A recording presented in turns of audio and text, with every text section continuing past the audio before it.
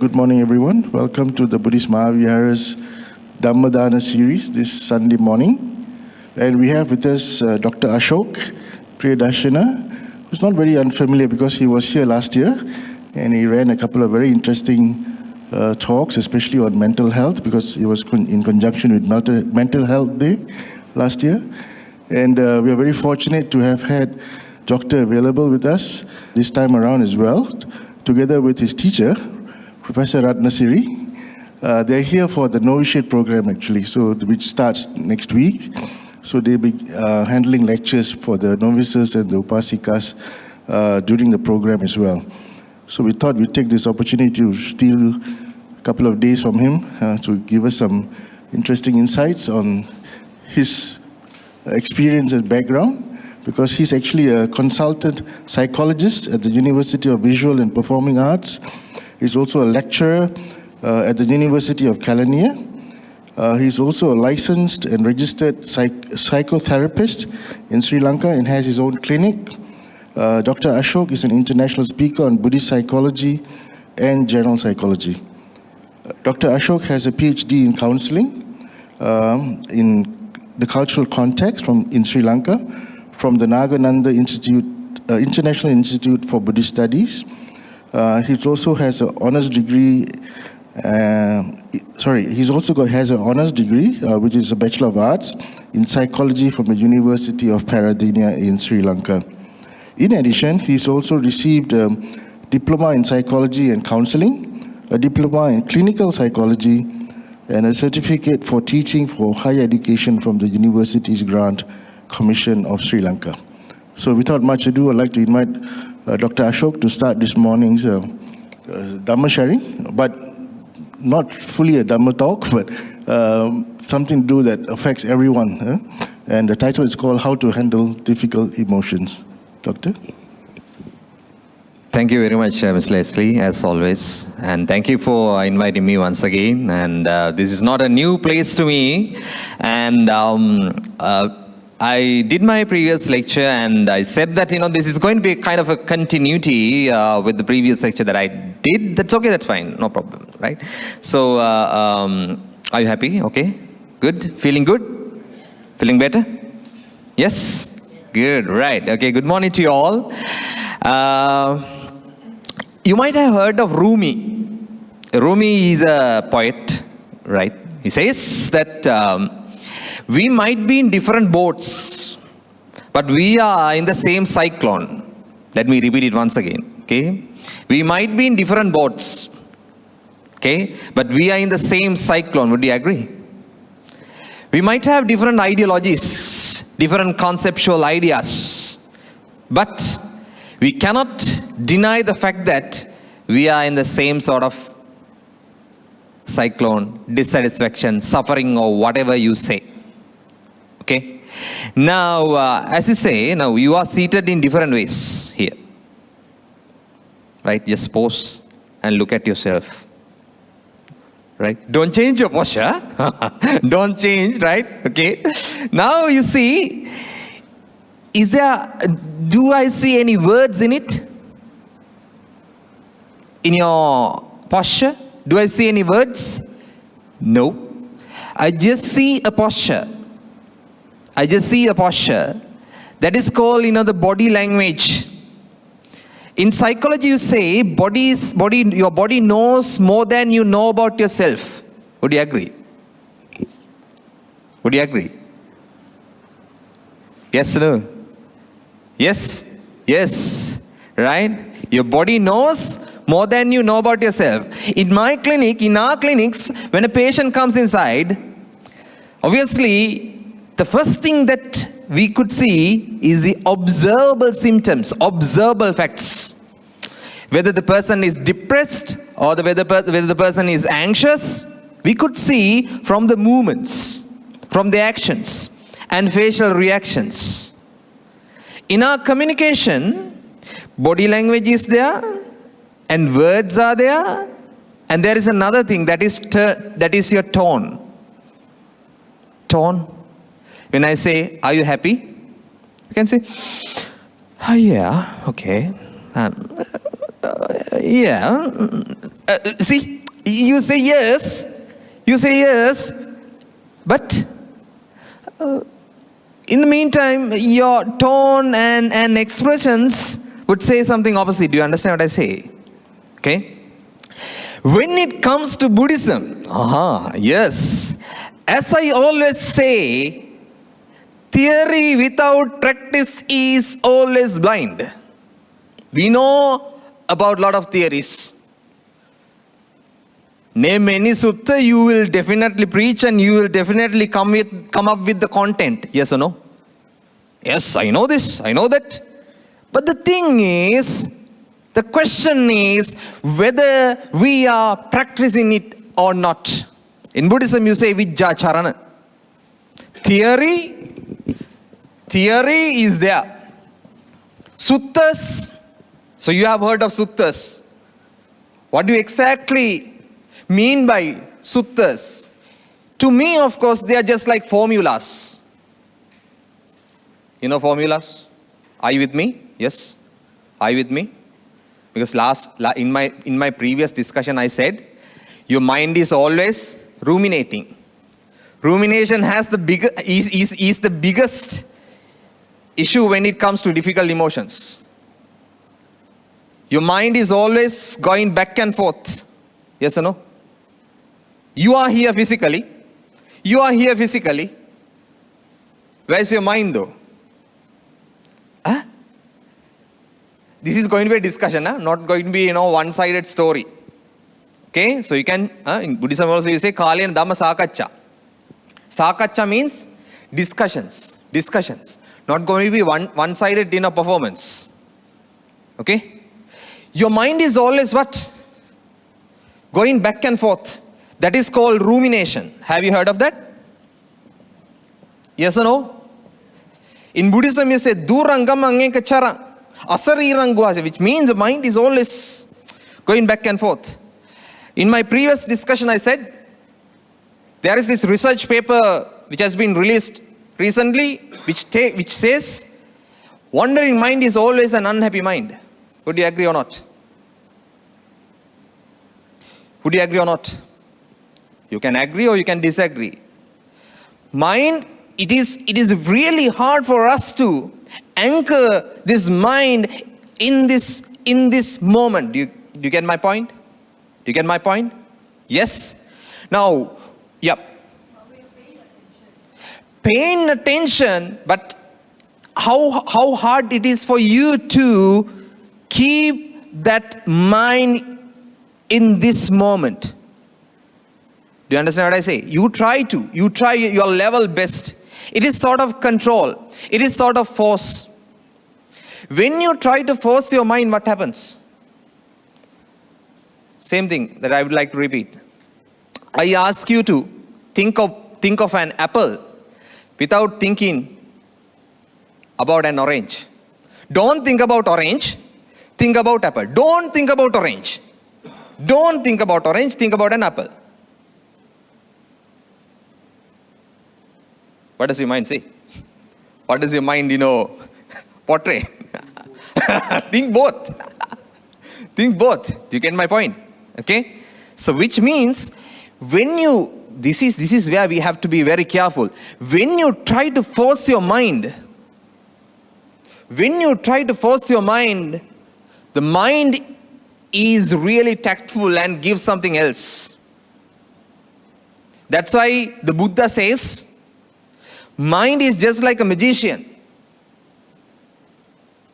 Mayupa mancha viññāna, which means mind is just like a magician, gives different things. Get my point? Okay? Right. Rumination.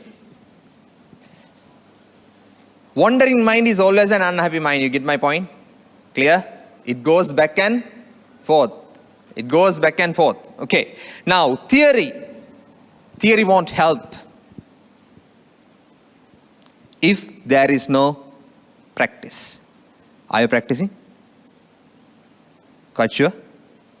I know, I'm quite sure that you are full of knowledge. Yes, knowledge is there. Knowledge and wisdom, Leslie, knowledge and wisdom Is it same or different? Different. Different. Different. Right? That is different to each other. Get my point? So you can be full of knowledge, but you are tested only, you are tested when you are tested with some difficult moments in your life. Then your wisdom is tested, not your knowledge. Knowledge can be there. Okay, got it? Now rumination is a fact. Okay, good. I talked about this wandering nature of your mind. You have heard of depression and you have heard of anxiety. Have you experienced? Have you experienced? Now, emotions. What can you say about emotions? Emotions. Are you having an emotion at the moment? No emotion? No emotion at all? Emotion? Oh, yeah. What sort of emotions? Just scan. In Buddhism, you say, Rohitasa Sutta. You don't have to keep all the things in your mind. Sutta means just like a formula. You don't have to keep, learn them by heart. No. Just take it and use it. As a tool.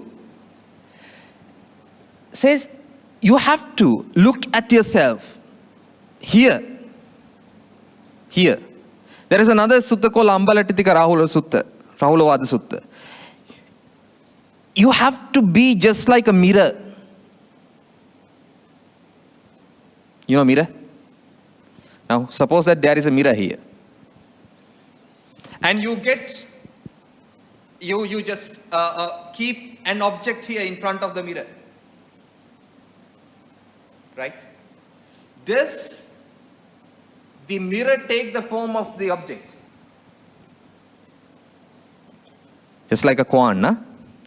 You know koans, riddles. You have this mirror, okay? And you place an object in front of the mirror. Does the mirror take the shape of the object? No. Buddha asked Venerable Rahula to see things as a mirror. Mirror. Just a reflection. Suppose there are emotions. You just replace these objects to emotions. Got my point? Get my point? Okay? In my previous lecture I said, if you do not have this awareness, this light, you will go with the emotion. Got it? I am coming up with another metaphor, which I elaborated on in my previous lecture. Sky and the clouds. A nice metaphor. Blue sky and the clouds. Can we define the sky in terms of clouds? Just, okay, you can say, but the sky is blue. Sky is blue. As long as it is full of clouds, you don't see the clear blue sky. Get my point? You get my point? Now suppose when you are flying above the clouds, you will see the clouds down. Is it? Right? Okay. Now the clouds are moving here and there. Suppose you are just like the sky. You be the sky, blue sky. Do you understand what I say? And you see the clouds. So you see the clouds passing. So you don't take the form of the clouds. Do you understand what I say? It's a metaphor, once again. You don't take the form of these clouds. Like that, when the awareness is there, if the awareness is compared to the blue sky, all the emotions are just like clouds. Do you get my point? And these emotions could take place. It's not your fault. It's not your fault. Now, do you have emotions now? You might have emotions now, yes or no? You may have emotions. Is it spontaneous or is it intentional?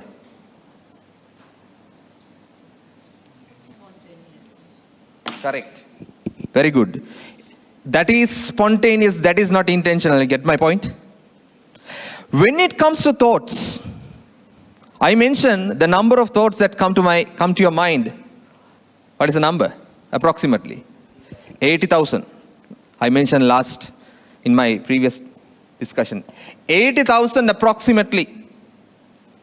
80,000 thoughts.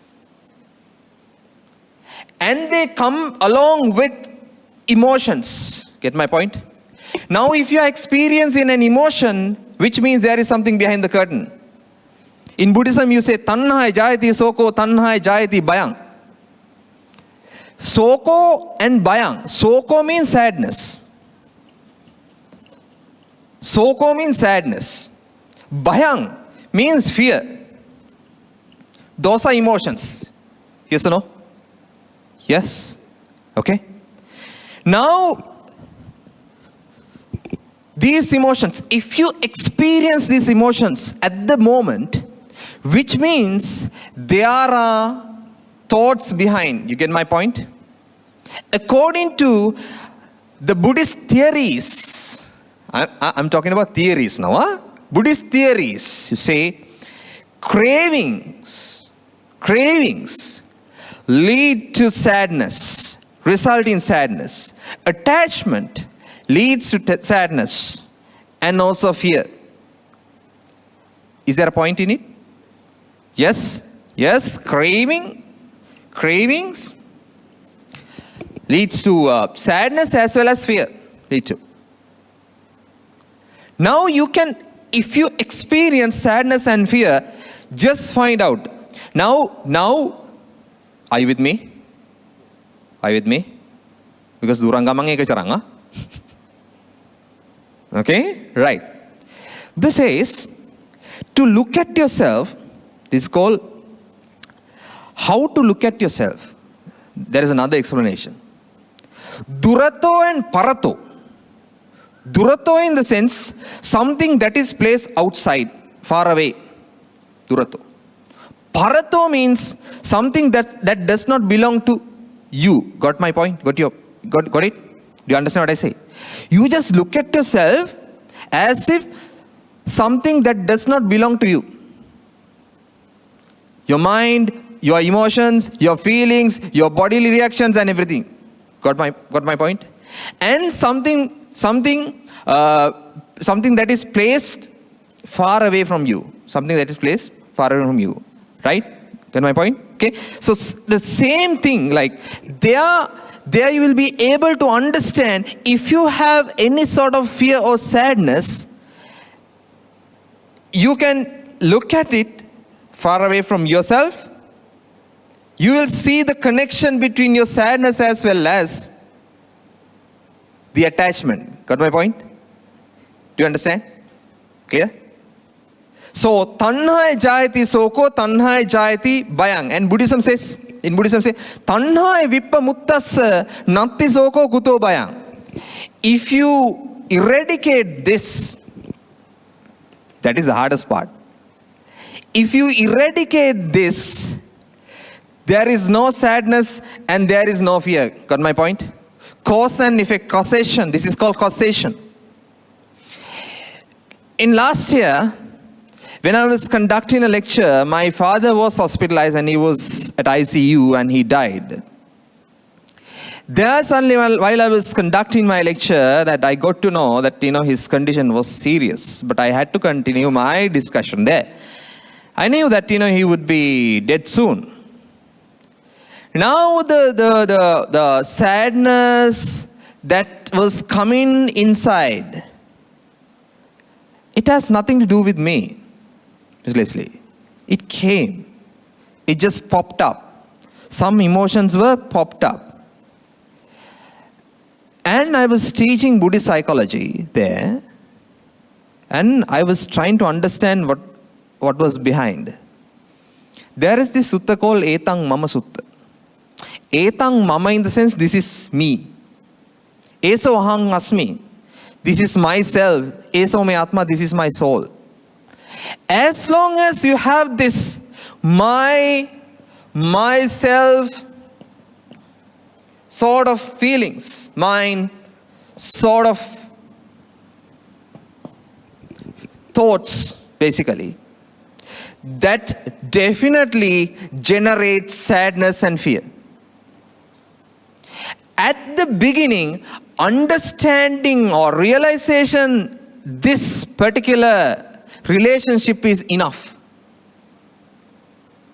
To have that, need to be the blue sky. Got my point? Need to have awareness, just like a torch, electric torch. Is it clear? Yes, yes, yes. Any questions? Because this is always open for questions. You can ask questions. You don't have to listen to me. No. I'm always ready and open to answer questions. Because I'm in the same cyclone like you. I might be in a different boat. Clear? Now let us talk about depression and anxiety. Right. Okay. Now, depression, what is the cause behind depression? What is the cause behind depression? What is the cause? You don't have to look at the slides. That is just the protocol, like I always say. Whenever you have to come to certain lectures, of course, the slides should be there. That's okay. But I'm just talking here. This is just for the beauty, visual beauty.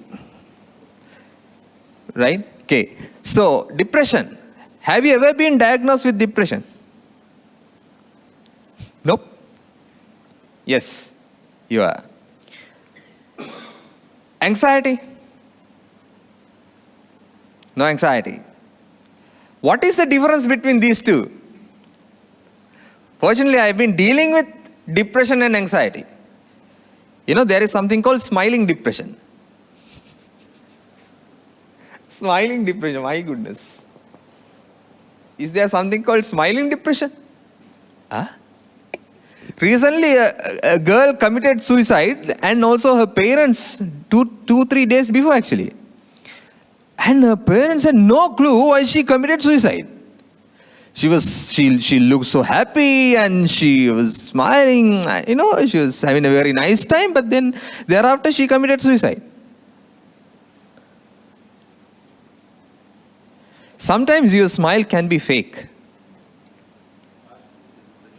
Yes. Smile can be fake. We can understand whether your smile is fake or not. Of course, when it comes to depression, your mood is blank. We say blank mood, blank face. But smiling and committing suicide, that is also possible. Which means you won't see the things behind the smiling face. You don't see. Buddha says, all of us are living in a perceptual world that is called Papanchaloka. What is it? Papanchaloka. Papancha means papancha. Concepts. Now there are 15 or 20 people here. 15-20 people here. Everybody, every single person is living in his or her psychological or perceptual world. Yes or no? Yes or no? Yes. Papanchaloka. Now if I say the word mother,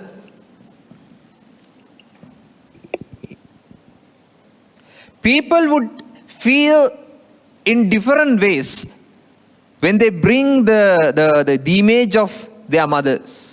Do you understand? But in general way say, we admire, we appreciate, yes.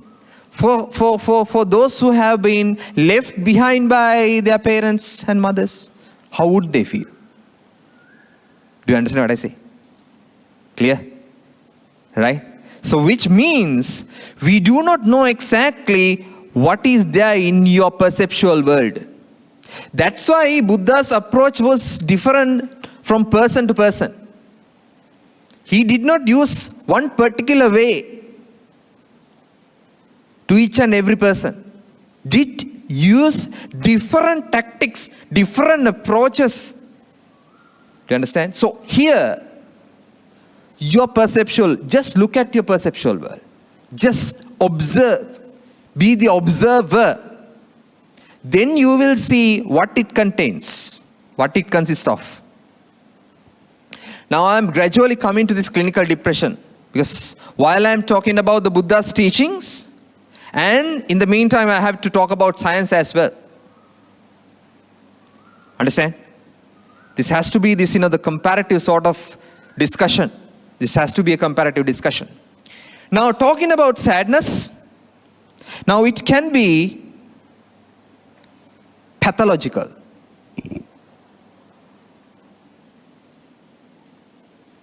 Sadness can also be pathological. Do you get my point? Pathological in the sense it can become an illness. When sadness, you know what pathology is, right? You know what pathology is. Okay? Get my point? Pathology, yes. Sadness is experienced when your mind, this rumination is there, your mind is going back and forth like this. Now I am quite sure you are not anchoring in this moment. Certain things that have happened in your past do come, do invade this particular moment. Yes or no? Yes or no? Then you regenerate your past.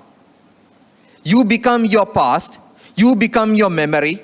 Get my point? Right? You become your feelings. Memories do come. You cannot suppress. I kindly suggest you not to suppress your thoughts and emotions. Not to suppress. Whenever emotions keep coming, you just have a buffer and you push it down. You push them down. When you push it down, what happens? What will happen to the intensity of the emotion? Tell me, yeah, talk to me, discuss. Yes, intensity becomes maximized. Got my point? You do not suppress. You allow this cloud to come. Got my point? Okay? But the difference is that even that is what the Buddha has said. You allow it to come. You allow it to come, and you have sort of, you have some sort of shift with the emotion. Got my point? Is it? But it you might think, yeah, theoretically yes, but how can we do it? That's the thing. Theoretically yes. How can we do it? Now even in this moment, there is a voice going on in your head, yes or no? You're talking to yourself, yes or no? Yes. You might say, but who can do it? Sort of, thoughts, right? Okay, that can be theoretical, but how can we experience? Sort of thoughts. Even don't believe in those thoughts. Do you understand what I'm saying? You believe in your voice all the time, yes or no? Yes or no? Yes or no? You believe in your internal voice. You believe in your self-talk. Is it clear what I say? Are you your self-talk?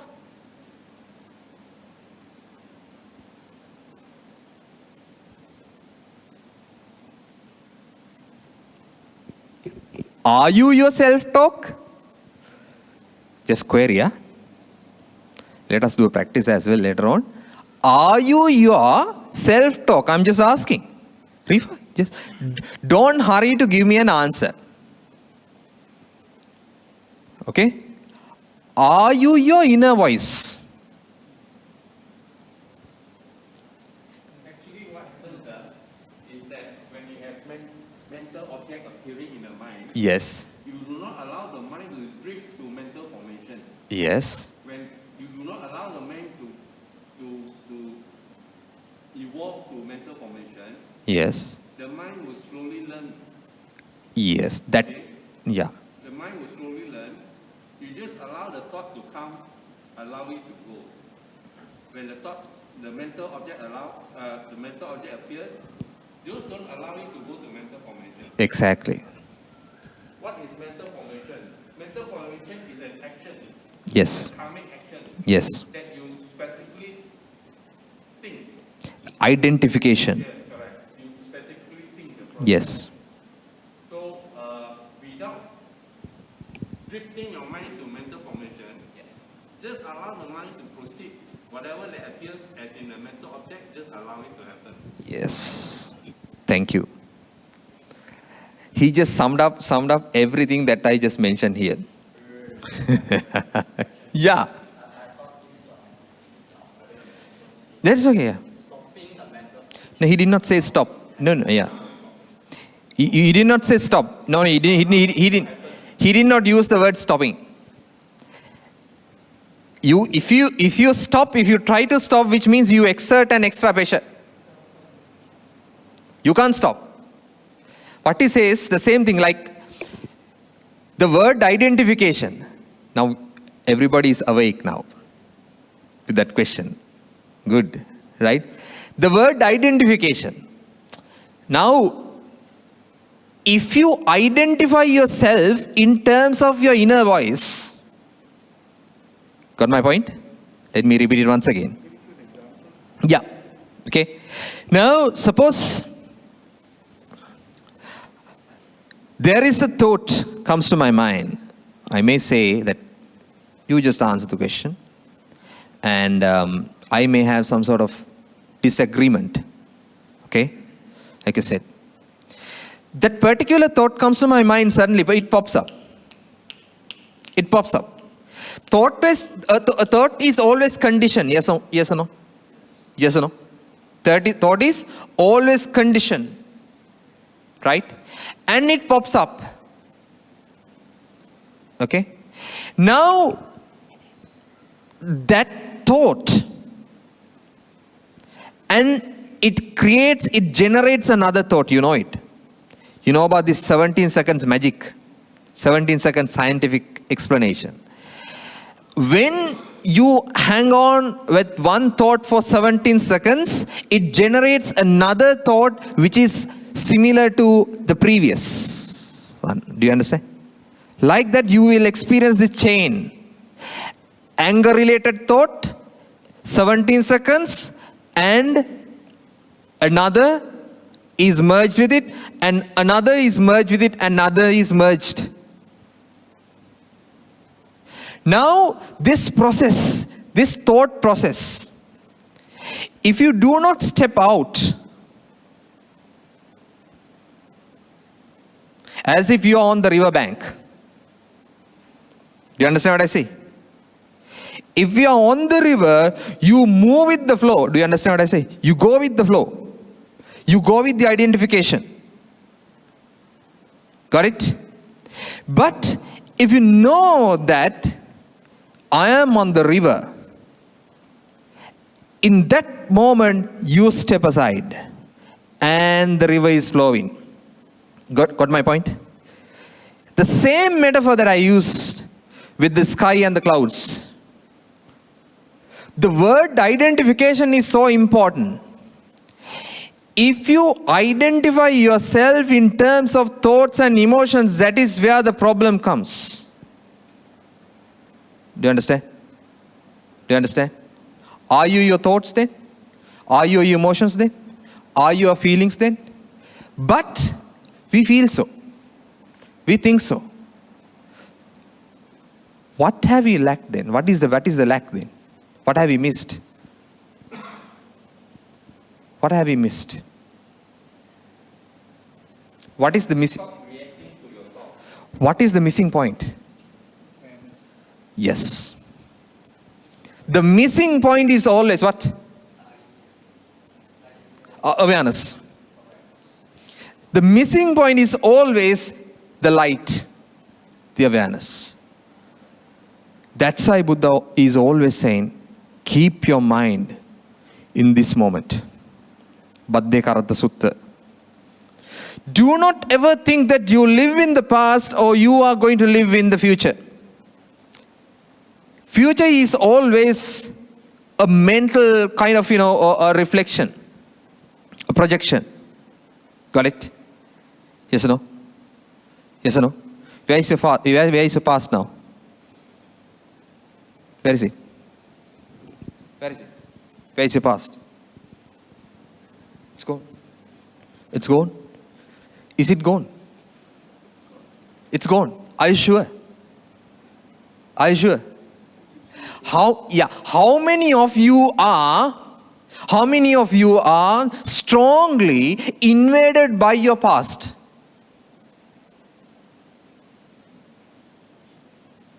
One of my subject areas is gerontology. Working with elderly population. They are more concerned about their past. What has happened in the past. And we get stuck in the past. Yes or no?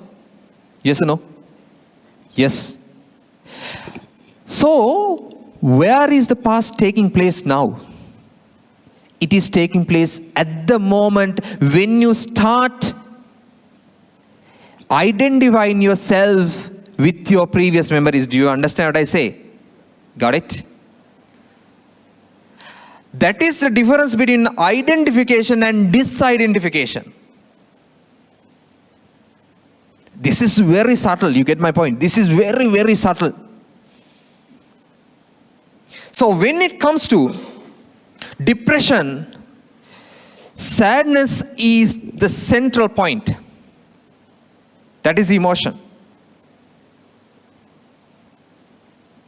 Is there any incident that creates sadness in your life at the moment? Just bring it. Just bring it. Yes. Just bring it. Now, I will do this experiment. Be with me. This is mentioned by Eckhart Tolle. Are you with me? Everybody? Happy? Quite good? Are you okay? Clear? Okay. He says something called pain body.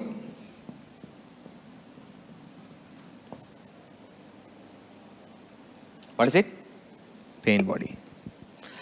All of us have a pain body, according to Eckhart Tolle. Tolle is just second to Dalai Lama, as many people would say, right? He said he's one of the best speakers and spiritual teachers. Now, suppose that there is this, the empty chair. If I ask you, be with me, be with my voice. You have some painful memories, painful incidents, sensations or whatever. Suppose, now there is this empty chair. You make a clone out of this pain body. Do you understand? You put, now you just do it now, with me.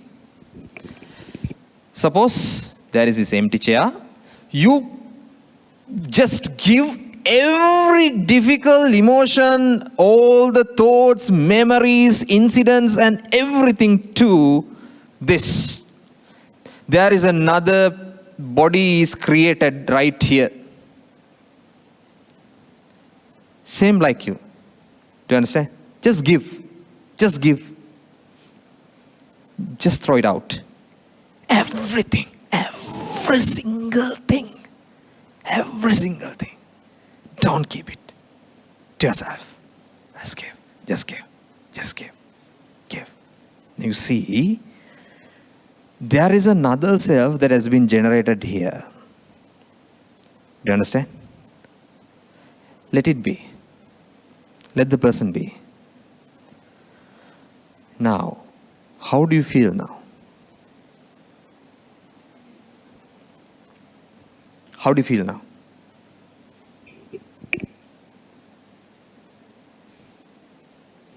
Relief. How do you feel now? Just tell me those who have not, or those who are not experiencing any relief, hands up.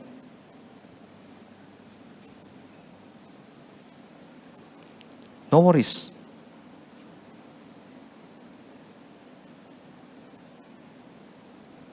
No worries. I feel it takes practice.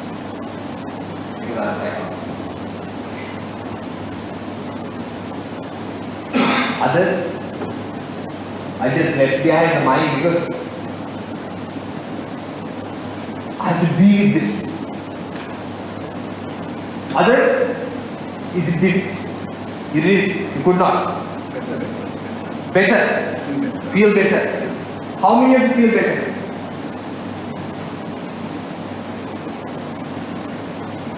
Gentlemen, you didn't do it.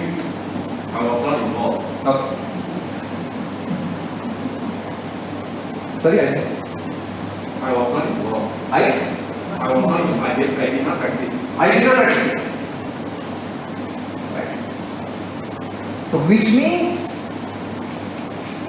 your pain body is there. You don't have to necessarily do it. If you're so confused. That's fine. That's fine. Now you just give everything there and you're free.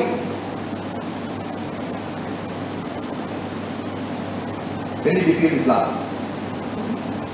A long time before maybe. Got it? That does not say that the pain is not there. If you are unable to do it, okay, just leave it. Now suppose that there is divinity. There is this is power of communication. There is a glass box. There is a glass box right in front of you. Whatever that makes you difficult or painful or whatever it is, just push it to the box. Here. Don't answer me. Do you see any color in it? Any color?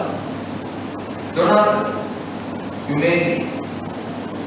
All emotions, difficulties, you just push.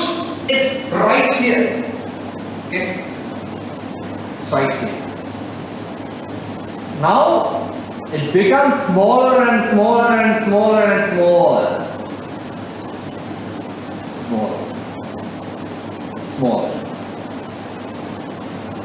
All the memories, all the incidents, all the humiliations, all the things, everything that is there in it, don't keep anything to you.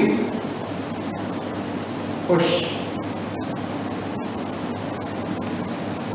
Now it becomes smaller and smaller.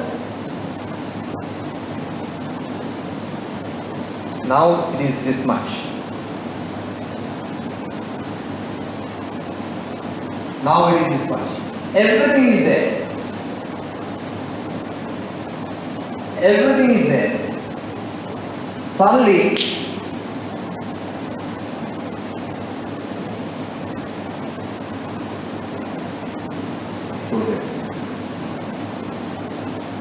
now you see me. Now you hear sounds. Now you are here. Do you feel any difficulties now? Do you feel any difficult emotions now? Are you okay or not?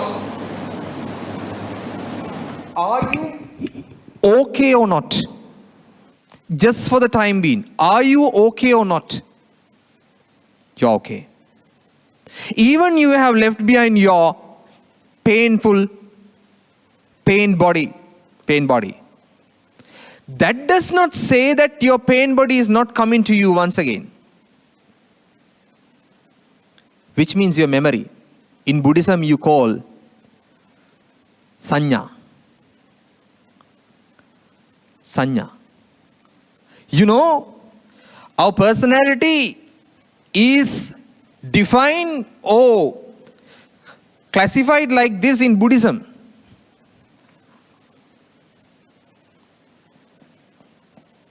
Rupa, Vedana,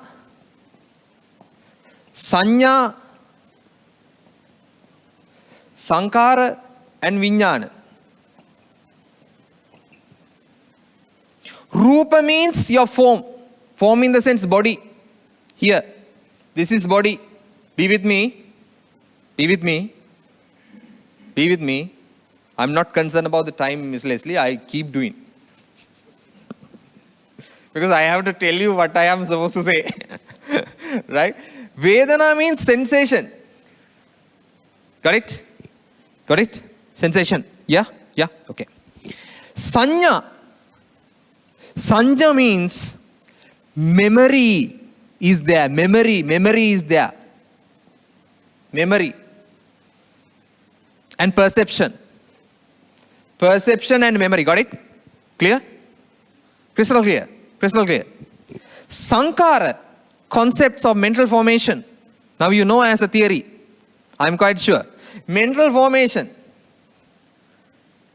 Got it? Yes. Vijnana, in short, I-ness.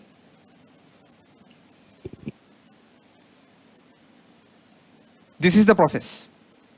This is the process. Body, sensation, memory, perception, mental formation and I-ness. This is you. Buddha is metaphorically explaining this in this way. Body, in Pena Pindupama Sutta, body is just like a collection of forms. You know forms? F-O-M, forms. Got it? Forms. Forms. Be with me, huh? Forms. Vedana is just like a bubble.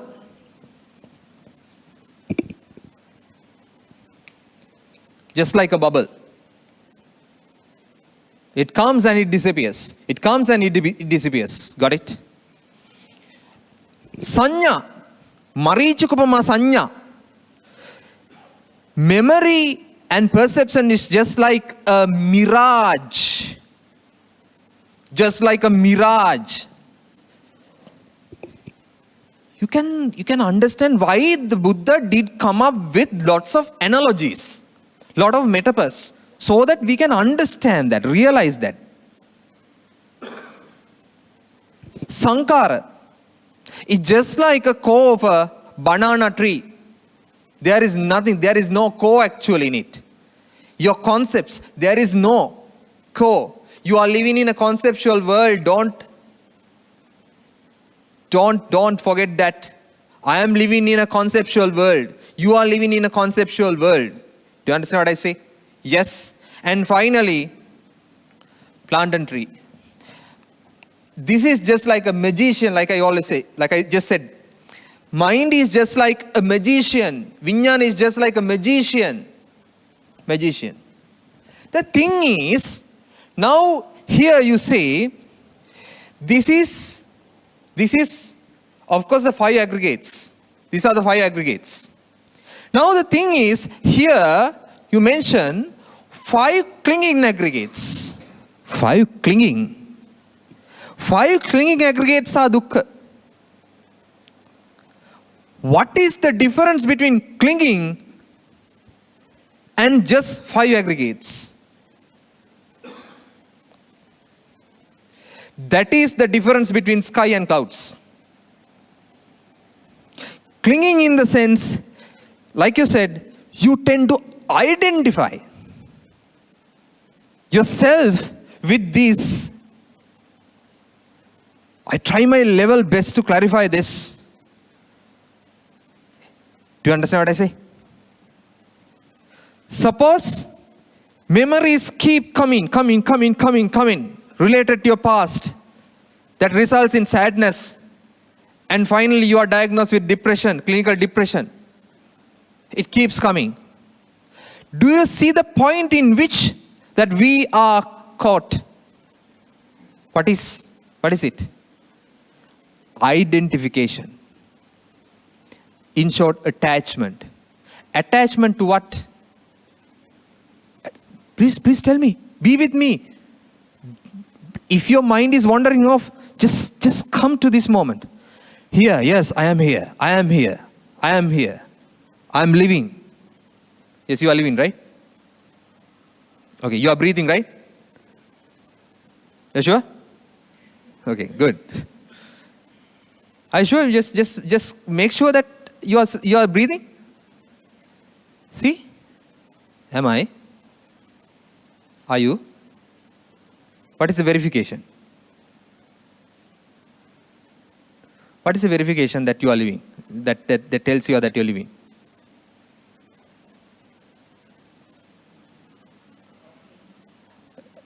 Without telling me, just try to understand.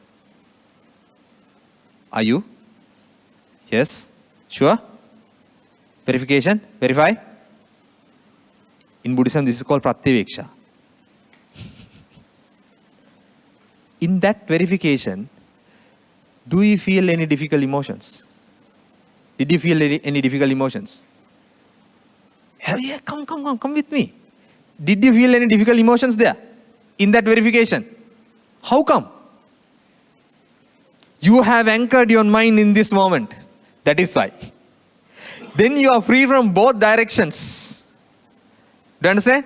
Then you are free from both past and future. Got it? But I would think that it's a legit question. There's a saying that we cling on to the past. Sometimes it's not about past, it's about presence. So if you are equivalently happy at this moment, no one think about the past. So I give an example, maybe a woman used to live a very blissful marriage life, but somehow the husband cheated. So at this moment, she lost not only her husband, it's a state, it's about trust, it's about a lot of things. So from my point of view, it's a very realistic kind of like analysis. It's not that simple and straightforward about like anchoring about at this moment. So I would like to know about how you analyze in terms of psychologies or even the wisdom of Buddhism upon this kind of situation. Simply speaking, that is the duality. Which means, now that is the difference between, that is what we have to, that is where we have to talk about attachment and also detachment. Two sides of the same coin. When you are in this moment, that doesn't say you are happy. In my previous lecture I mentioned, happiness is conditioned,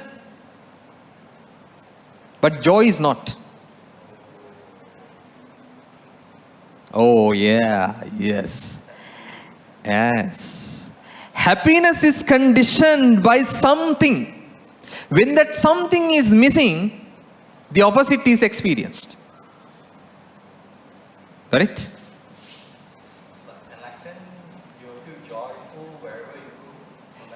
Joy in the sense that is the state of being detached.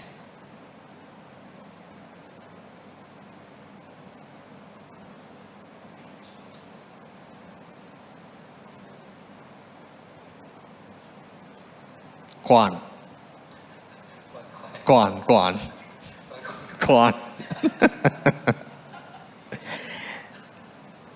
Or we can say, it is wrong to say the word state, but I have no other word to explain. The state which is free from identification.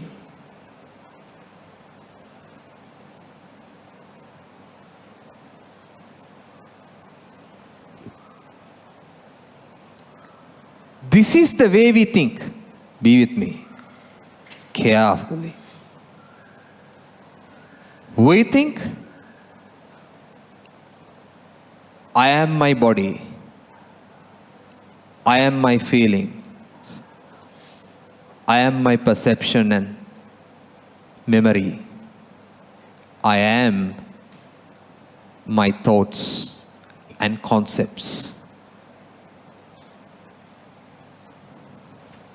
That is the identification that you mentioned. If you are in the state of sunyata, then there will be no five aggregates appearing.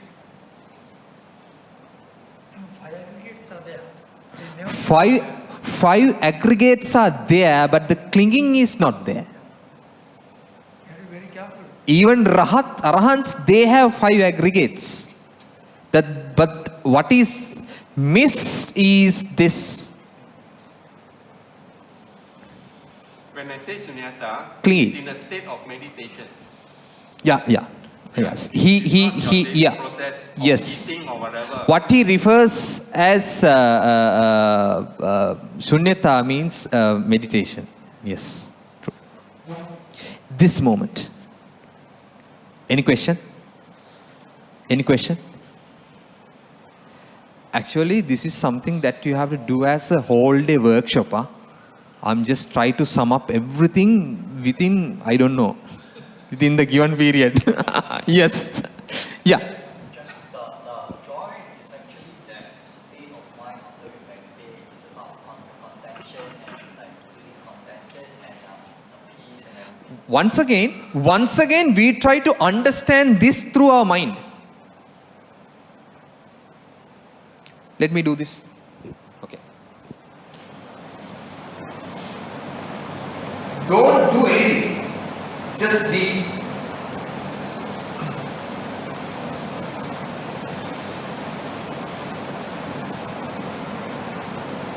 Just be. Whatever that comes to your mind, allow it to come. Don't label. Don't label. Just allow them to come. Don't feel. Your sensations. You just be.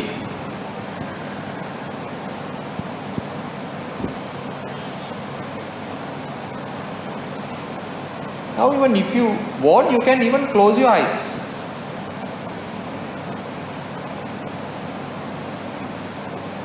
Do not be engaged in any doing sort of things.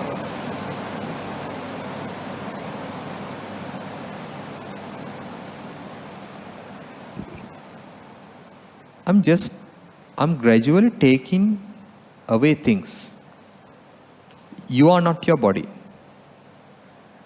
This is not the right way, but I'm just saying. You are not your body. You are not your feelings. You are not your emotions. You are not your name. You are not your memory. You are not your past. You are not your future. You are not your profession. Simply, you are not anything.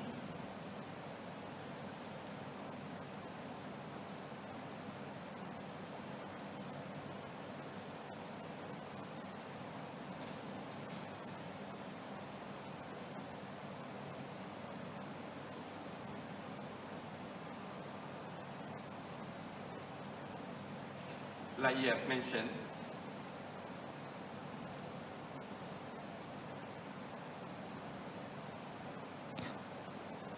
Allow things to come. Allow things to feel. You have feelings. You have sensations. That's okay. Maybe past memories. Okay.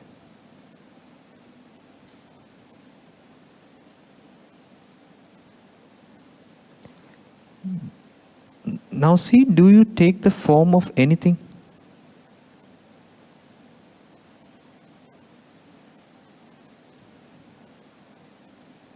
Do you take the form or formation of anything?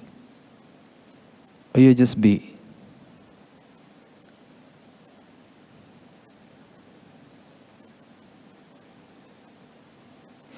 If this is hard for you, again that hardness is recognized.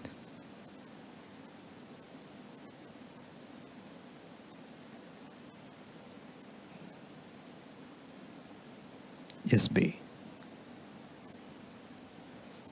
Is this being difficult for you? Now you can answer. Is this being difficult for you? Is this being difficult for you?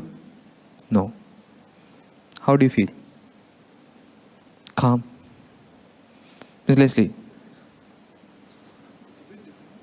It's a bit difficult in the sense we have got used to identifying with this.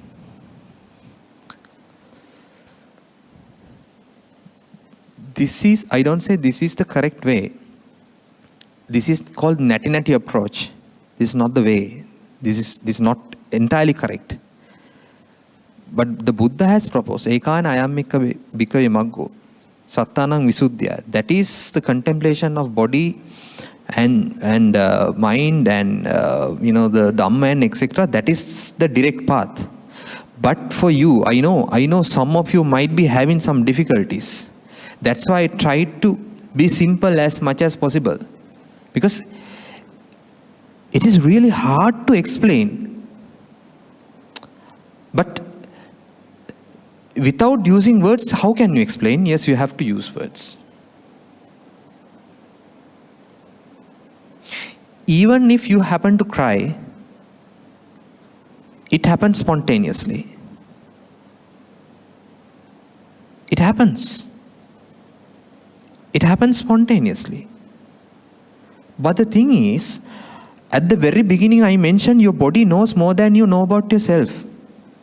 Whether you are under pressure or not can be detected by just looking at you.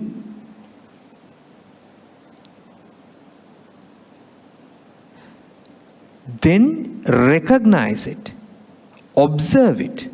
That observation or attachment is just like wine and water. That metaphor that I came last week. Water and wine. In wine, you don't see water. It is just like you go with this wine. Do you understand? But in sort of so-called meditation, for example, if you take breathing in and out, you do it without any force. What do we do there?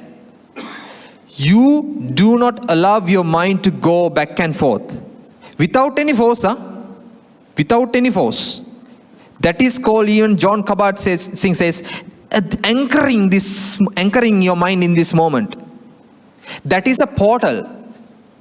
Breathing is just only a portal.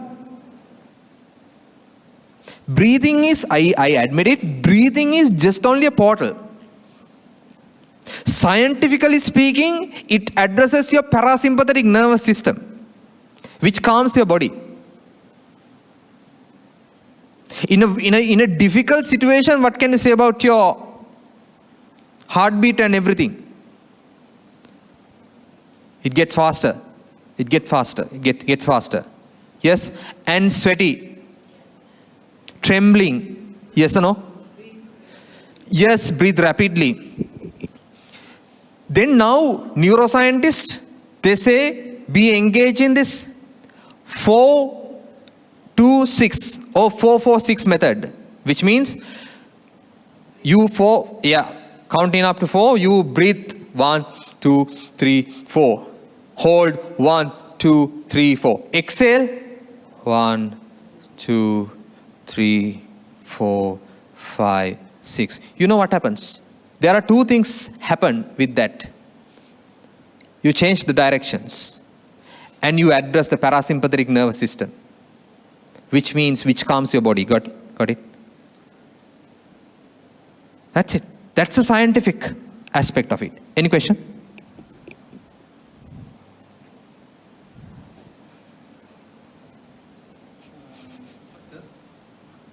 No, I just want to go on earlier on the pain body. Yes. So when we imagine that, okay, so do we shrink the pain body as we do with the glass box? No, Actually, there are two different ways. The second method was proposed for people who could not, for individuals who could not be engaged in the first. That's what I proposed the second one. Okay, right. That is easy, no? That is easy, right? Okay, your pain body, you can do it anytime. I'd like to talk something about the clinical aspect as well, a bit, so that it will be very important for you. When the mind, like I said, when the mind gets stuck in the past, you experience sadness, and it may result in pathological sadness or depression. Now you have some sort of idea about it. When your mind is always projecting things about your future, what is the result? Think about your tomorrows. What does it bring? Worry or fear? Yes or no? Worry or fear? Even now you can explain, you can experience. Now you can experience. Past,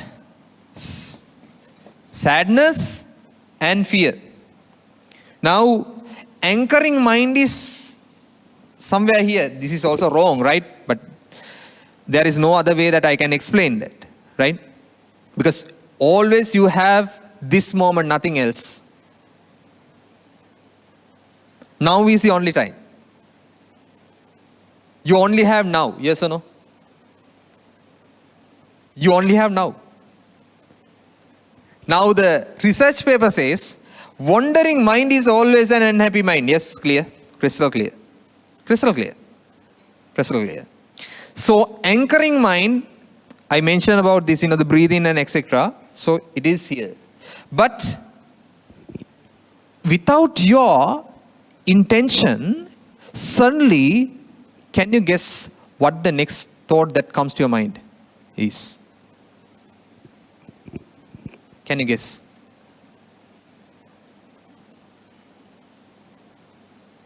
Can you guess the next thought that comes to your mind? Can you guess? Wait and see.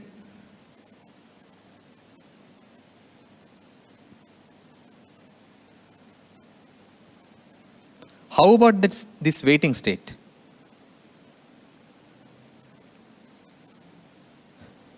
This waiting state? Is it full of thoughts, or is it invaded by a thought, or it is free from thoughts? Free from thoughts. Invaded in the sense like, okay, again, you see, what is the next thought that comes to my mind?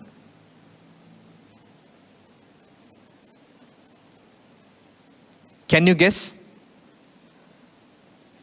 Can you guess? Yeah, obviously you can't guess the next thought that comes. Even a thought comes, you don't know what it is, and then you recognize it. You have no clue about the thought that comes next. Simple as that. Yes or no? Yes. Right? Which means thoughts are happening. Are you with me? Are you with me? Thoughts are happening. Thoughts are happening. Thinking takes place when you go with the thought. 70 seconds. And it generates another chunk. Got it? Clear? Clear? Right. Now, when it comes to fear, there is something called pathological fear. That is where you experience anxiety.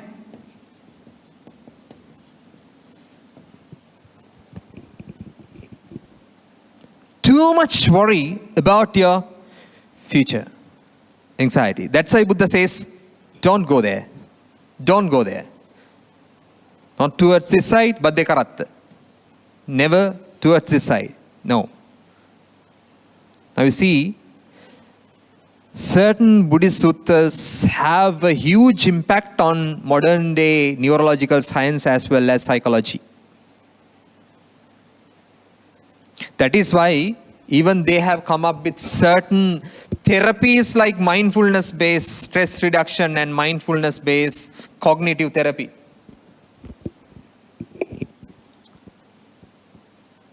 Which prevents you from going with the thought, which prevents you from going with the emotions and feelings, which enables you to stop yourself in this moment, you get my point, and to have a look at it. Now there is a difference between look through and look at. Now there is a window here. You can look through the window. You can look through the window. Now I ask you to look at the window. When you look at the window, can you see what is there behind? No, you just look at it. When you have thoughts, when you look through your thoughts, you go with it. Look at in the sense, you just look at it. Do not go with it. That is the difference. Clear? Here, what I suggest you to just have a look at it, not look through it. Look through is what we have been doing so far. Look at is what we are missing. Do you understand? Got it? Clear? Okay. Now, mindfulness-based cognitive therapy, which means thoughts keep coming and thoughts are just like tools. Now we are working. You're operating. We are operating. And we need thoughts. We need thoughts. When we are dealing in our day-to-day lives, we need thoughts. But the thing is, you just pick up the thought you want. Mind is just like a tool. Last night I mentioned, mind is not a good master, but a good servant. Right? It's a bad master, but can be a good servant. Got it? Now, how do you know that you are out? You are out of track. Clinically speaking, there are these 4 Ds. I don't know whether you have heard of Kisa Gautami's story. In Buddhist history, Kisa Gautami's story. Remember? Can some of you, or one of you mention what it is? What is it? Death of a child. Sudden demise of the child. There was this lady called Kisa Gautami and she lost her one and only child. Sudden demise. And she could not believe that the child was dead. That is the first psychological reaction that we have. What is it? Denial. Exactly. Denial, or you can say shocking.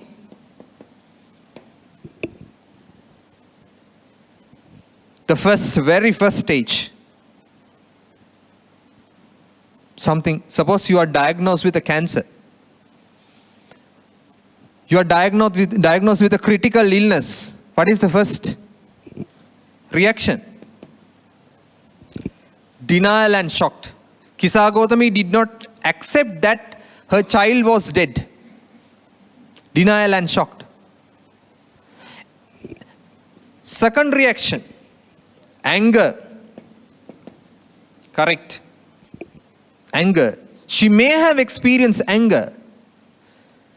If I am diagnosed with a critical illness, the first thing I would be experiencing is denial and shocked. And the second one is anger. No, it's not possible, right? You should be responsible for this, and you blame others. Denial. Third, bargaining. Bargaining in the sense, I need more time. I need more time to get adjusted. Kisa Gautami, after she lost her child, she was roaming around, carrying her baby. She was looking after, or she was searching for other. She was searching for a doctor who could treat the child. She would have experienced anger and bargain. She needed time. Yes, I'm going after this person or that person. Fourth, critical, depression.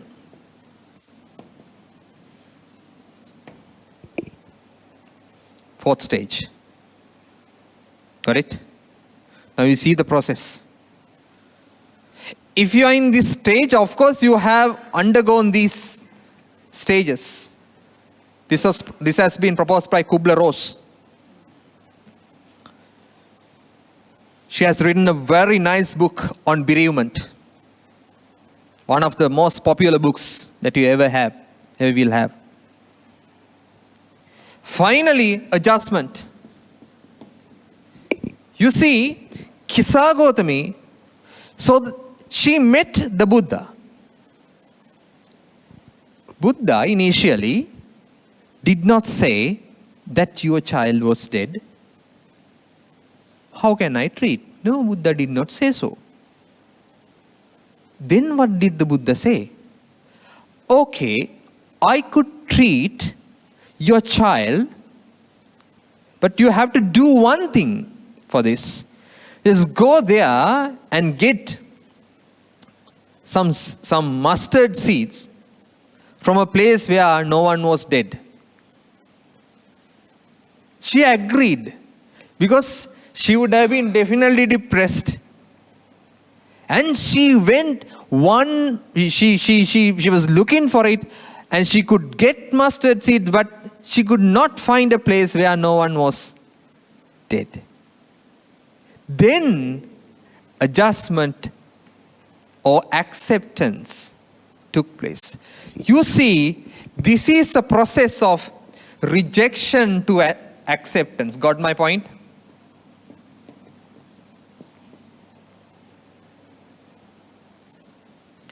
As long as you reject the incidents in your life, none of us are free from these incidents in life. Aging is not preventable. Death is not preventable. Death of your own death as well as someone's death. And association with the unbeloved. And separation from the loved. That is the most difficult aspect. As long as your inner rejection is there, as long as your inner rejection is there, do you understand what I say? Resistance is there, your suffering is inevitable. You know, there is this statement you might have heard. Pain is inevitable, suffering is optional. Pain is inevitable, suffering is optional. I like to bring your attention to this particular sutta called Sala Sutta. Even I talked about this last night. Sala Sutta. Sala means arrow, dart. When you have these incidents, for examples, it is the first arrow. Suppose an illness, first arrow. Right after that, you are pierced by another arrow. That is the fabricated sort of mind-based suffering. Do you understand what I say? Mind-made suffering. The flavor that you add. Mental aspect. Buddha is suggesting us to extract the second. Not the very first, maybe. Of course, the very first one, it is not preventable in most cases. All of us have to experience. Now, the second one is the fabricated thing. Do you understand what you mean by fabricated?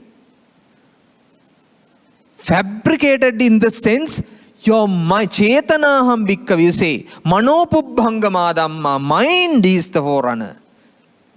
You put a label. You have the label to it. Do you understand what I say? All of us have different labels. So at the end of the day, you and I are not free from this. You and I are not free from this. Are we? No. The thing is, your suffering is decided by the fabrication, the attachment, the label, the naming and so on. Do you understand what I say? Which means it is purely psychological. What I suggest you to do is, you just see Durato and Parato, you remember? Durato and Parato? What is it? Something that is placed outside or far away and something that belongs to others. Like that, this is the experimental unit. Your mind and body, Nama Rupa, this is the experimental unit. This is the experimental unit. How do we experiment? How do we do the experiment? That is where the Buddha has preached this Satipatthana Sutta. This Satipatthana Sutta, the extract, the spirit of this Satipatthana Sutta is widely used in MBSR and MBCT. Not in the same way, but in different ways, but in, in a clinical way. Do you understand what I say? But the objective of Buddhism is more different than that. The objective of Buddhism is to attain Nibbana. Nibbanam Paramansukam. But in medical science or in other neurological aspects, it's not. But it can be used for day-to-day purposes. You get my point? Understand? So here, rejection, as long as you have rejections over these incidents, your suffering is there. In Buddhism, you say Yatha Bhuta Jnana Darsana, which means you see things as they are. Like the mirror. Like the mirror.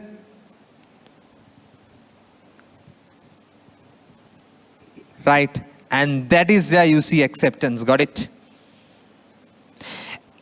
Until you come to this point, if you are stuck somewhere here, you show 4 Ds. That is where you need to be very concerned about. Then you see you are out of track. The very first one is distress. Distress is the psychological pain. Deviation.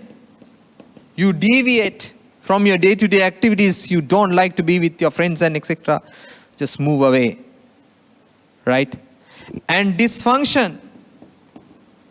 Dysfunction. You cannot function a lot. Impaired. Dysfunction.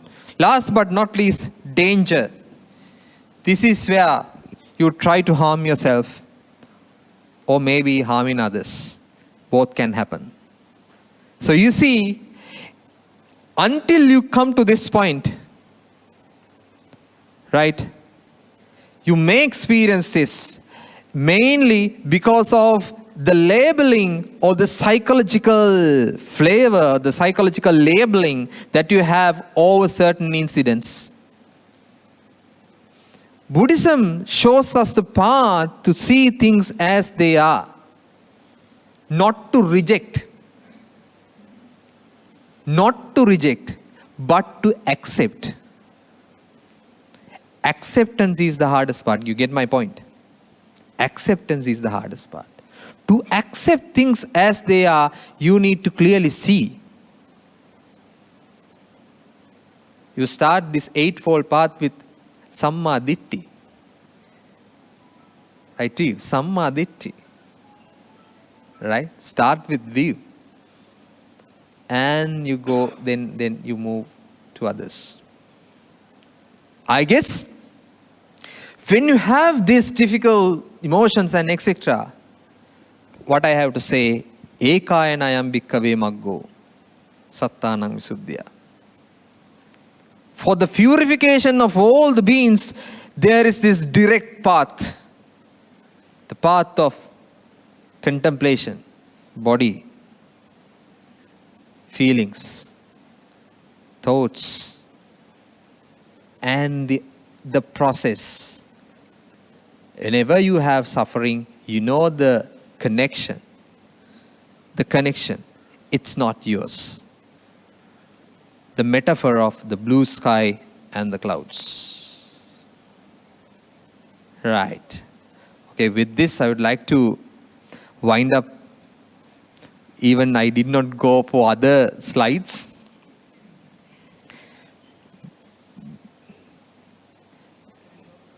Yeah, these slides, I'll give you. This is very important.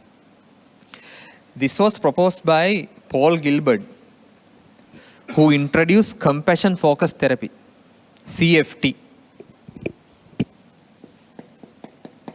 CFT, compassion focused therapy. He says that we have these three systems. One is this anger or threat system. You have the drive system, threat system, and also soothing system, in short. When you have to face certain incidents in your life, your threat system gets expanded. As a result of that, your drive system gets smaller. Even there is no soothing. Do you understand what I say? That is where people try to kill themselves. Now we are engaged in metta meditation. So we start with whom? Metta meditation. You start with yourself first. That is not egocentrism. That is not egocentrism. You start with yourself. You soothe yourself first. You soothe yourself first in the sense you expand this system, psychologically speaking. You cannot change sometimes the threat system. Do you understand? Okay. So sometimes others may have to. When Patachara was coming, you know the other story, Patachara, she lost the whole family and she came to the Buddha, naked. Right? She came naked because she was utterly depressed. You know the way the Buddha talked, sister, be conscious. That's what she. That's what Buddha said. Sister, be conscious. The tone. Now in Buddhism you say, the way we should use words, even to yourself as well as to others. The way you talk to yourself. The way you talk to yourself. It has a tone too. Buddha says, Mudu. Soft words. Kanna sukha. Kanna sukha in the sense something that is very pleasant. Hadayangama should address your heart. Pori, polite words. First you talk to yourself in that way. Do you understand? Your inner talk with metta. And if you project to others, it will soothe others as well. Recently one of my friends says, please keep this in your mind. You give what you have.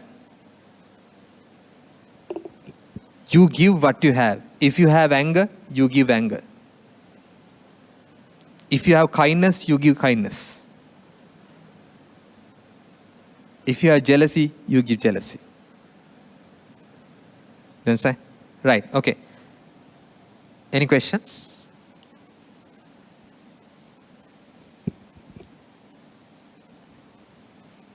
Right, my professor would like to add some things here.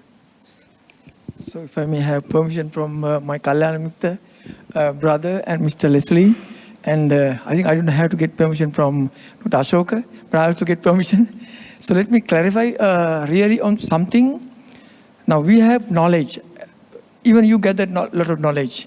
But in Buddhism, knowledge is not mere knowledge. It's not only factual knowledge. Facts are there. But it's wise knowledge, right knowledge. That is the most important thing. That's theory. Theory is necessary for us to go tread on the right path. Now, treading on the right path is the most difficult one, arduous thing. Practice, Vijja, Charana. We have Vijja. Charana is the most, thing that everybody needs and everybody lacks. So let me elaborate on that. So with that, I'll wind up. That is only one thing. That's to reduce craving, attachment. There's no any other thing. Only that. Is there any other thing in Buddhism? Or in whatever Christianity or whatever the so-called teaching is?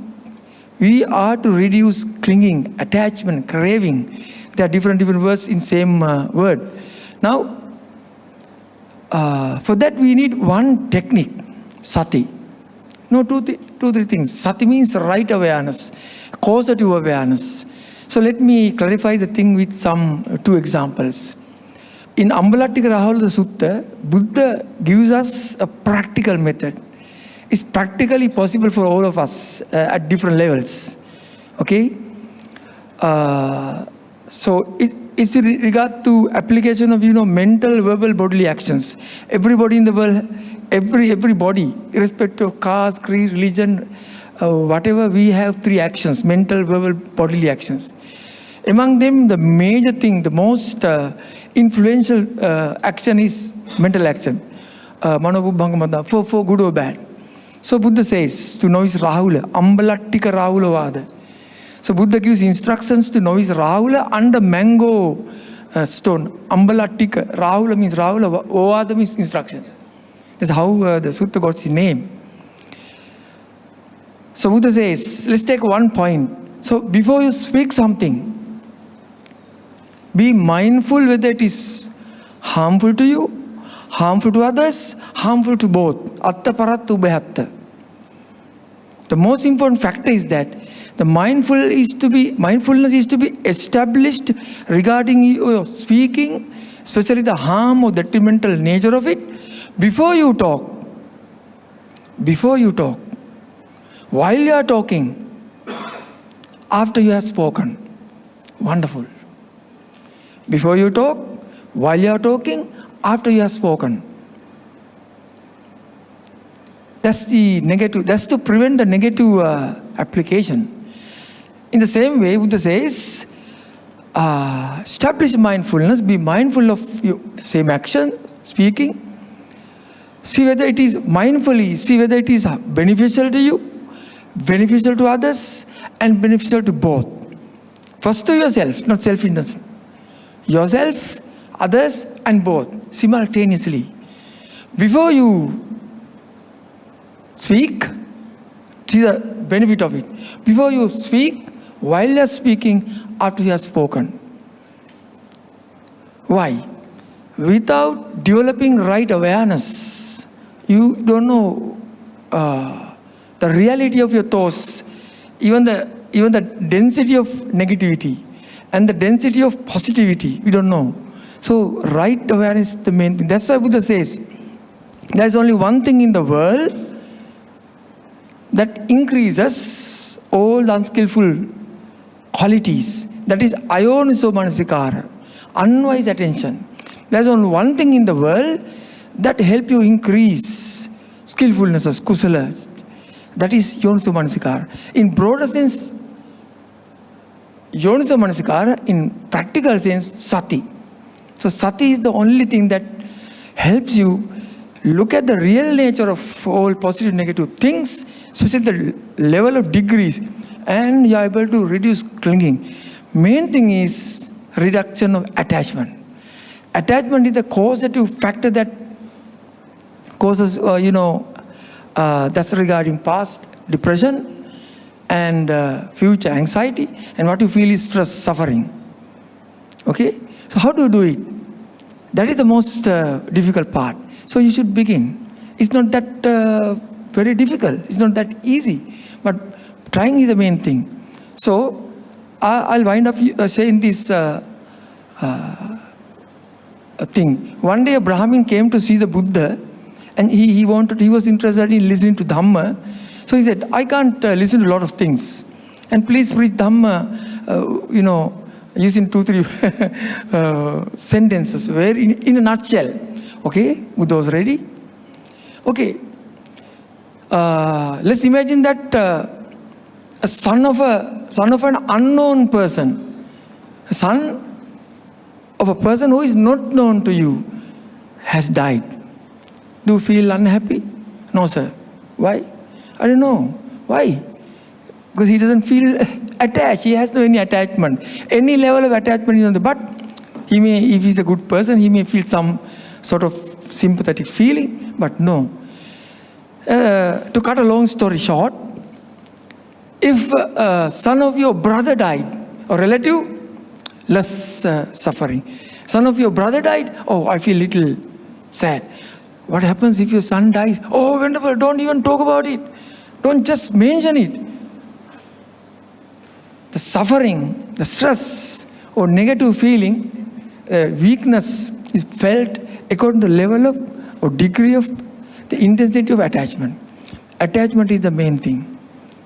Only one thing that causes lots of sufferings, So reduce it.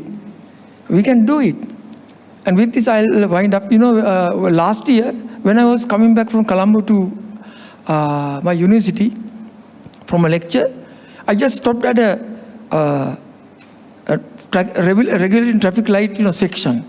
Then another van came and I don't say hit, happened to hit. He was unaware anyway. So what happened? It gave a certain sound, dog, and even my heart dog. So I felt unhappy. So even I imagine, now the rear of the car has been totally smashed. Imagine. So but I didn't come out of the car. I just waited there, closed my eyes. Oh, it has already happened. Even my worries and agitation, anger doesn't help it. It has already happened. Whether it's a mistake or whatever, it has happened. Useless to become upset. That's how I practically do it. Okay? So I go down with a sort of calm mind, not so calm. So I was able to settle the problem. Okay? So that way, we can do it. It's possible. But there are levels. There are stages. There's speed, So when usually a little boy, let's say, feels thirsty, let's say hungry, it quickly reacts to it. Because too much crying.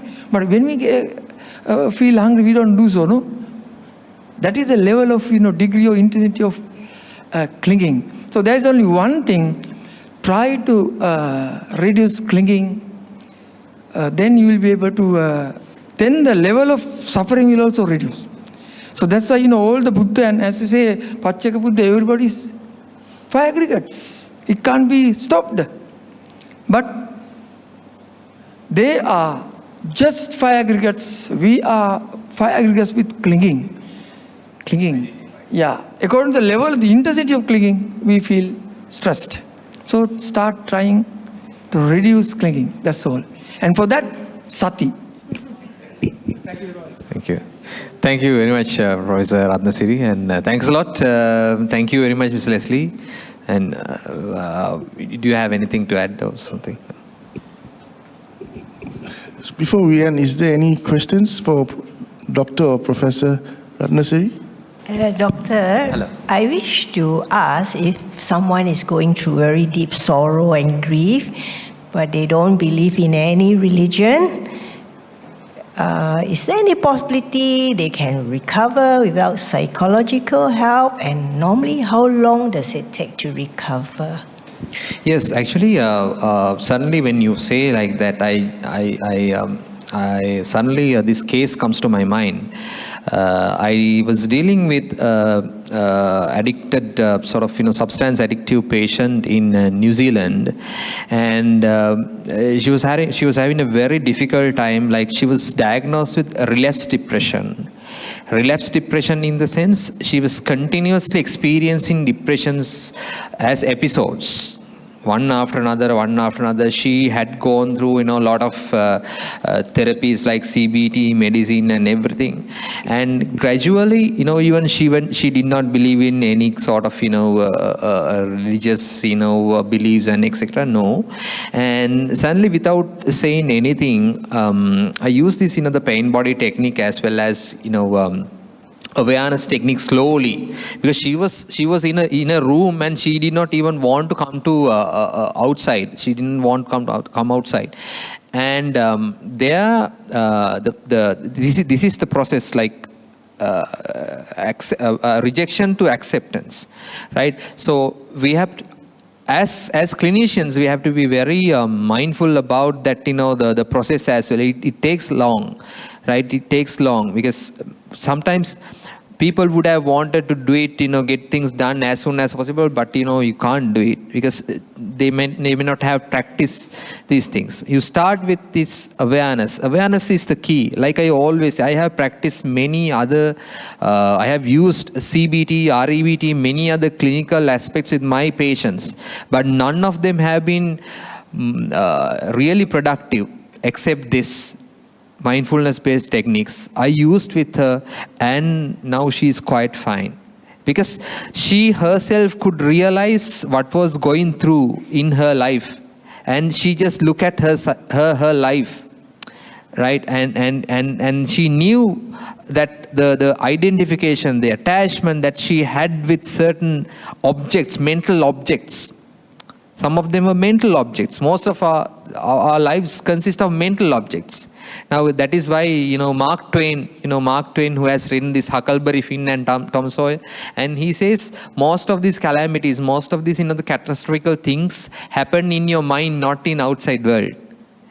Right? So first you need to, awareness has to be there like that. So when you get to know that, then only you will step outside the stream. Until that, so none of the techniques, you fight against your thoughts and you try different things to fight against. No, none of them will work except this. So once again, turn the torch, the light towards yourself. That is the only thing that I have to say. Start with that. Okay, then thank you very much, and I really enjoy being here, especially Leslie and the company, and thank you very much once again for your kind attention. Thanks a lot. Thank you, and may the Triple Gem bless you.